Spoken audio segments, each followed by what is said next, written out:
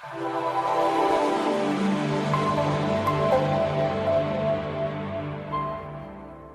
साथियों, आज मैं एक बड़ी गंभीर और बड़ी दर्दनाक और बहुत ही दुखद घटना के बारे में चर्चा करना चाहूँगा। सारा देश जान रहा है, सुन रहा है, देख रहा है कि हाथरस में कितनी बड़ी घटना हो गई।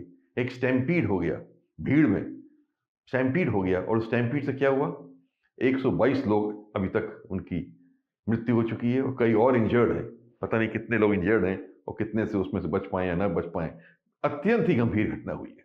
बहुत ही दुखद, बहुत ही दर्दनाक ये घटना है और जितना इसमें दुःख ज़ाहिर किया जाए, वो मेरे ख़्याल से कम है। लेकिन बात अभी आती है, ये घटना क्यों घटी? क्या ये घटना घटना ज़रूरी थी? मैं प्रशासक रह चुका हूँ। मैंने भी ज़िले में प्रशासन चलाया है और सब देखा है। तो मैं ये कहना चाहूँगा कि इस तरीके की घटना ये अवॉइडेबल घटना थी। ये होनी नहीं चाहिए थी। अगर सही तरीके के इंतज़ामात किए गए होते, अगर सही तरीके के प्रिकॉशन लिए गए होते या जो पूरी ड्रिल है इस तरीके के कार्यक्रमों में करने की, उसका पालन किया गया होता, तो इस तरीके की घटना नहीं होती। लेकिन वो शायद नहीं फ़ॉलो किया गया। वो तो जाँच बताएगी क्या होगा, लेकिन ये चीज़ सामने है। ये अच्छी बात है कि एक जुडिशियल कमीशन की जाँच सरकार ने ऑर्डर कर दी है और 2 महीने में उसका परिणाम आ जाएगा, तो पता चलेगा किसकी गलती थी, किसकी कितनी गलती थी, क्या था, ये सब सामने आ जाएगा। और ये भी नहीं, इसके साथ-साथ जो है कंपेंसेशन भी दिया जा रहा है। 4-4 लाख रुपए दिए जा रहे हैं परिवार को, वो भी ठीक है, दिया जा रहा है और कंपेंसेशन दिया जा सकता है तो दिया जाना चाहिए, क्योंकि जो मरे हैं वो गरीब हैं।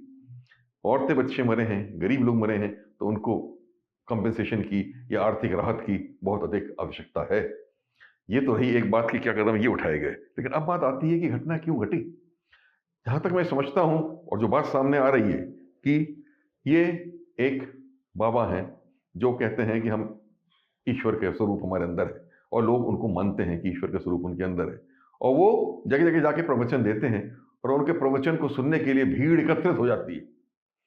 तो जहाँ भी वो जाते हैं तो बड़ी मात्रा में भीड़ इकट्ठा होती है। तो यही एक कार्यक्रम हाथरस में आयोजित था, उनकी सभा थी, उनका प्रवचन था और उसमें जो उनके आयोजक थे, उन्होंने 80,000 दर्शकों के हिसाब से प्रशासन से अनुमति माँगी और उनको अनुमति मिली। लेकिन वहाँ पहुँच गए जो कहा जा रहा है 2 से ढाई लाख लोग। मेरा अपना ये मत है कि जब ये मालूम ही है प्रशासन को कि ये बाबा जो हैं उनकी बड़ी फॉलोइंग है और उनके कार्यक्रम में बहुत भीड़ आती है और आयोजक का ये कहना कि 80,000 आएँगे, मैं समझता हूँ ये तो बड़ा मोटा-सा अनुमान है। कोई भी ऐसा अनुमान नहीं लगा सकते कि 80,000 आएँगे कि 85 आएँगे कि 1 लाख आएँगे। ये मतलब ये निकलता है कि 80,000 भी बड़ी भारी भीड़ है। तो बहुत भारी संख्या में लोग वहाँ एकत्रित होने वाले हैं, ये स्पष्ट था और ये समझ लेना चाहिए था कि 80,000 कह रहे हैं तो ये तो लाख, डेढ़ लाख तो मिनिमम ही आएँगे। ये तो समझ लेना चाहिए था। तो ये उस स्तर का कार्यक्रम ये होने वाला है। तो उसका इंतज़ामात या उसका आयोजन में उतना ही एहतियात रखने की आवश्यकता थी, जब परमिशन दी गई थी। खैर, परमिशन दी गई। अब ये कहा जा रहा है, जो मैं ये समझ रहा हूँ कि वो कह रहे हैं कि अंदर की व्यवस्था आयोजकों के हाथ में थी और बाहर की व्यवस्था प्रशासन और पुलिस के हाथ में थी। मैं इससे बहुत सहमत नहीं हूँ। इतना बड़ा आयोजन आप अंदर की व्यवस्था खाली सेवादारों के और अंदर के उनके आयोजकों के नाम कैसे रख देंगे? ठीक है, वो हैं, उनके वॉलंटियर्स खड़े हैं, सेवादार खड़े हैं, लेकिन वो कोई ट्रेन्ड लोग थोड़ी हैं, वो प्रशिक्षित लोग थोड़ी हैं। उनको क्या मालूम क्राउड कैसे मैनेज किया जाए? उनको क्या मालूम कि क्राउड कैसे कंट्रोल किया जाए? ये तो जानकारी पुलिस को, प्रशासन को होती है। इसलिए मैं तो जहाँ समझता हूँ ऐसे इवेंट्स में अगर मैं मेरा अनुभव ये बताता है कि सबसे पहले तो आयोजकों के साथ मीटिंग होनी चाहिए थी प्रशासन की और पुलिस की। इस पूरे कार्यक्रम को समझना चाहिए था। स्थलीय निरीक्षण करना चाहिए था वरिष्ठ अधिकारियों को।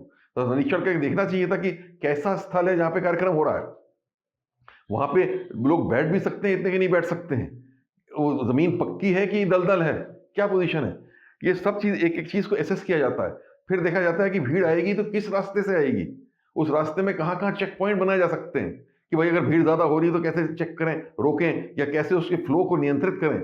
ये सब क्राउड मैनेजमेंट के प्रिंसिपल्स हैं, नियम हैं और ऐसी कोई मैं नई चीज़ नहीं कह रहा हूँ, बल्कि नेशनल डिज़ास्टर मैनेजमेंट अथॉरिटी ने इसकी विस्तृत गाइडलाइंस दे रखी हैं। लेकिन ये गाइडलाइंस लोग पढ़ते नहीं हैं, लोग उसको लागू नहीं करते हैं। जब आप रूटीन की तरीके से ऐसे कार्यक्रम जब ले जाएँगे, तो इसी टाइप की घटना घटेगी। तो ये देखना चाहिए कि अगर इतनी भीड़ आ रही है, तो कैसे एंट्री होगी? एंट्री पॉइंट पे कौन उनको गाइड करेगा कि कहाँ-कहाँ जाके लोग वहाँ सभा स्थल में बैठें? बैठने की जगह कैसी है? क्या है? और एग्ज़िट पॉइंट कितने हैं? क्या होता है, हम लोगों ने देखा है, अपने अनुभव में।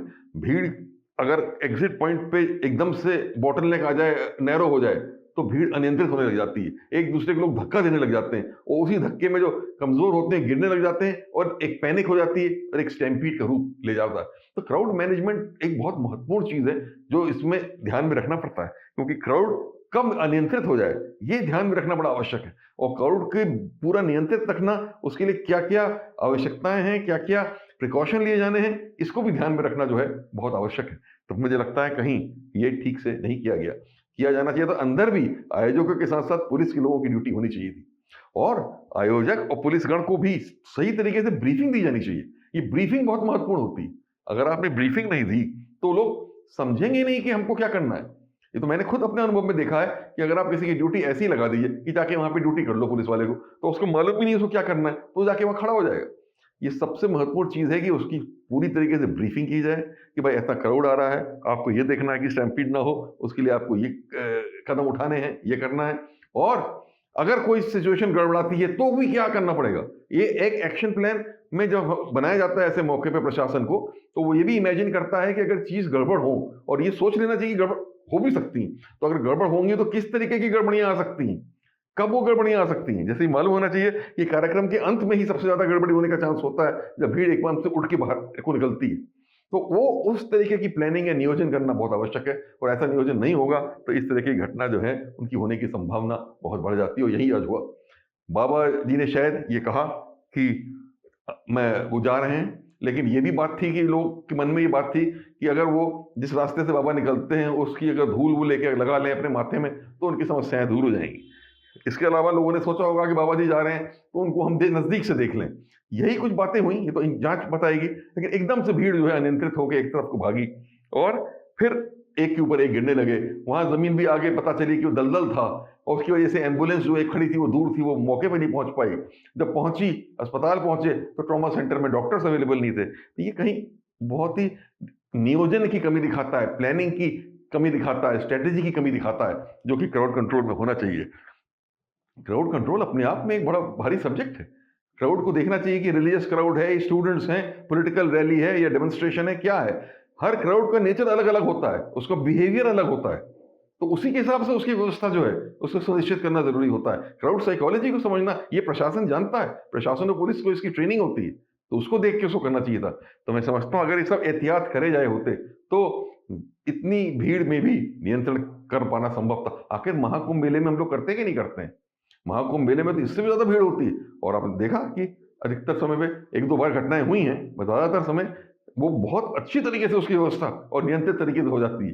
जब अच्छी तरीके से नियंत्रित तरीके से हो जाती है तो ऐसा करना संभव है अगर सही एहतियात रखे जाएं, सही स्टेप्स लिए जाएं, जो पूरी इसकी गाइडलाइंस अवेलेबल हैं और उनको फॉलो किया जाए। पर कहीं कहीं ऐसा होता है कि प्रशासन वो गाइडलाइंस को फॉर ग्रांटेड ले लेता है और सोचता है हाँ हाँ कुछ नहीं होगा, और 99% ऑफ द टाइम कुछ भी नहीं होता। ये बात सही है, पर जो 1% में या 1% से भी कम में 0.1% में भी जब कोई हो जाए तो वो बड़ी भीषण घटना बन के सामने आती है। जैसे ही घटना बन के सामने आ गई और 122 निर्दोष लोगों ने अपनी जान दे दी। समझता हूँ इससे बहुत लेसन लेने की आवश्यकता है कि आगे ऐसी कोई घटना नहीं घटनी चाहिए। प्रशासन और पुलिस को इसमें बैठ के पुनः गाइडलाइंस जारी करनी चाहिए, और जो गाइडलाइंस हैं उनके बारे में लोगों को प्रशिक्षित करना चाहिए, और ये 100% इंश्योर कराना चाहिए कि जब कोई ऐसी आयोजन हो तो ये सब चीजें व्यवस्था जो है उसी के हिसाब से लागू की जाए। अगर कैसे की जाए तो भविष्य में ये हम सुनिश्चित कर पाएंगे कि किसी निर्दोष की जान न चली जाए, क्योंकि ये बहुत गंभीर बात है। एक जान का बहुत महत्व होता है। यहाँ तो 122 जान चली गई, इसलिए इसमें जो भी दोषी है उसके विरुद्ध कार्रवाई होनी चाहिए, इसमें कोई संदेह नहीं है। कार्रवाई हो, लेकिन भविष्य के लिए भी एक ऐसी योजना बननी चाहिए कि इस तरीके की घटना कभी दोबारा नहीं होने पाए। धन्यवाद।